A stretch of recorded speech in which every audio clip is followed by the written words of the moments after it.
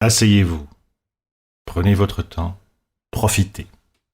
C'est ici que les Ingrandais et les Ingrandaises viennent se promener, rêver au temps qui passe en regardant la danse des nuages, philosopher, tout s'écoule comme notre fleuve, pique-niquer, faire jouer les enfants sur l'aire de jeu, faire camper leurs amis sur le terrain de camping ou mettre leur bateau à l'eau depuis la rampe ou encore la cale.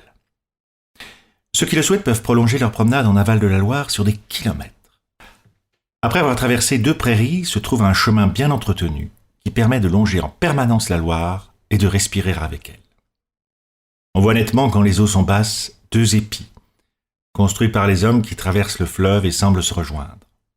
La Loire est navigable et ces épis concentrent le débit sur le centre du fleuve. Ici, le courant plus important empêche le sable de se déposer dans le lit central. De l'autre côté du fleuve, on aperçoit l'île Mellet, qui parfois, par basses eaux, devient presqu'île. Sur cette île se trouvait une ferme inondable lors des grandes crues. L'éleveur devait alors transporter ses vaches, une par une, dans une barque pour les mettre à l'abri.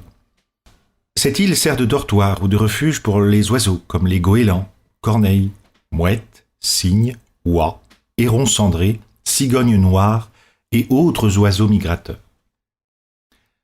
Les pêcheurs professionnels ont pratiquement disparu. Ils pêchent, dans leurs nasses, engins ou filets, surtout les poissons migrateurs tels anguilles, aloses, mulets. Autrefois des saumons, de très vieux pêcheurs professionnels nous l'ont encore raconté, ou encore lamproie, et plus rarement cendres et brochets. Pour rejoindre votre voiture, et si la Loire le permet, vous pouvez rejoindre le pont en longeant la rive du fleuve. Le sentier est approximatif. Ou bien simplement remonter le long de la grande rue. J'espère que vous avez passé un bon moment. Je vous souhaite une bonne journée, encore pleine de découvertes et de surprises.